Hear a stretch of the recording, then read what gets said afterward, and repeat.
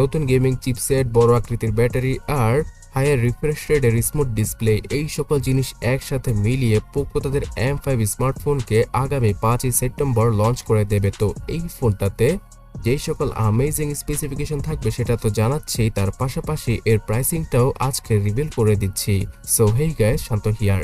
Poco M5 স্মার্টফোনটা 4GB, 6GB এবং 8GB র্যামের ভেরিয়েন্টের সাথে খুব সম্ভবত আসতে পারে। আর এই ফোনটাতে সর্বোচ্চ ভার্চুয়ালভাবে 12GB র্যামকে ইউজ করা পসিবল হবে। এছাড়া এই ফোনটাতে 64GB এবং 128GBর UFS 2.2 এর ফাস্টেস্ট ইন্টারনাল মেমোরিকে ইউজ করবে পোকো। তাছাড়া দুইটা সিমের পাশাপাশি যাতে করে একটা SD কার্ডকে ইউজ করা পসিবল হয় সেই ব্যবস্থাই করে দিবে পোকো এখানে। এবং এর পাশাপাশি হায়ার রিফ্রেশ রেটের ডিসপ্লেকে ইউজ করতে যাচ্ছে পোকো তাদের M5 স্মার্টফোনটাতে। এই ফোনটাতে 120Hz IPS LCD প্যানেলের ডিসপ্লেকে ইউজ করবে এবার তারা, যার সাইজ হবে 6.58 ইঞ্চি। এবং এমনটা রিউমার আসছে যে এই ডিসপ্লে প্যানেলটাতে বেজেলের পরিমাণ একটু কম হবে অন্যান্য সকল IPS LCD প্যানেলের তুলনায়। এবং এই কারণে সিকিউরিটি সেকশনে সাইড মাউন্টেড ফিঙ্গারপ্রিন্ট স্ক্যানারকে মানে পাওয়ার বাটনের সাথে ফিঙ্গারপ্রিন্ট স্ক্যানারকে যুক্ত করা হবে। ফোনটাতে ফেস আনলকের সুবিধার পাশাপাশি জায়রো, আয়ার ব্লাস্টার, NFC সহ বিভিন্ন ধরনের সেন্সর থাকবে। যদিও কিনা NFC সেন্সরটা শুধুমাত্র ইউরোপের কান্ট্রির জন্য অ্যাভেলেবল করবে পোকো। তবে যাই হোক, চিপসেট হিসেবে নতুন কি থাকবে? এই ফোনটাতে চিপসেট হিসেবে মিডিয়াটেকের নতুন G99 চিপসেটকে ইউজ করবে পোকো। আর এমনটা তারা কিছুদিন আগেই এক টুইটের মাধ্যমে জানিয়েছিল।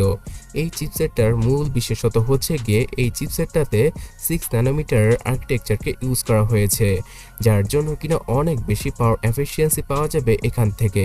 আর TSMC যেহেতু এই চিপসেটটাকে তৈরি করেছে, তাই এই চিপসেটটার হিটিং ইস্যু অথবা অন্যান্য সকল বাগ ইস্যু খুব কমই পাওয়া যাবে।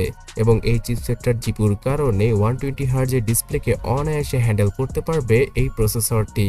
তাছাড়া গেমিং এর ক্ষেত্রে PUBG, ফ্রি ফায়ারের মতো গেমগুলো 40 থেকে 60 FPS এ প্লে করা পসিবল হবে, যেখানে কিনা গ্রাফিক্সকে আপনারা মিডিয়াম মোডে রেখে খেলতে পারবেন।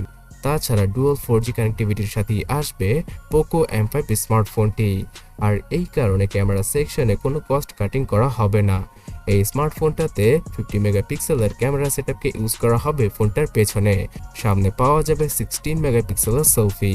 ফ্রন্ট এবং ব্যাক দুইটা ক্যামেরার দ্বারাই সর্বোচ্চ 4K তে ভিডিও রেকর্ডিং করা পসিবল হবে।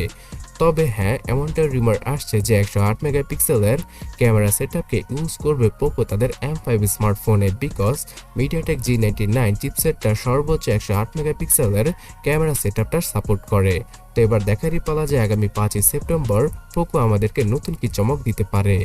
এছাড়া চার্জিং সেকশনে 33 ওয়াটের নর্মাল ফাস্ট চার্জিং এর সাপোর্টটা থাকলেও এখানে আগের মতোই 5000 mAh এর ব্যাটারিকে ইউজ করবে পোকো, যার মাধ্যমে কিনা 2 দিনের মতো নর্মাল ইউসেজে ব্যাটারি ব্যাকআপ পাওয়া পসিবল। আর 1 থেকে 1 ঘন্টা 10 মিনিটে এই ফোনটা ফুললি চার্জ করা পসিবল হবে।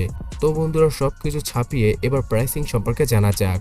ধারণা করা যাচ্ছে ইন্ডিয়ান মার্কেটে শুধুমাত্র 15,000 রুপির আশেপাশে লঞ্চ করা হবে পোকো M5 স্মার্টফোনের বেস ভেরিয়েন্ট। এছাড়া এর অন্যান্য সকল ভেরিয়েন্টের প্রাইস আস্তে আস্তে 16 থেকে 17,000 রুপি পর্যন্ত চলে যাবে।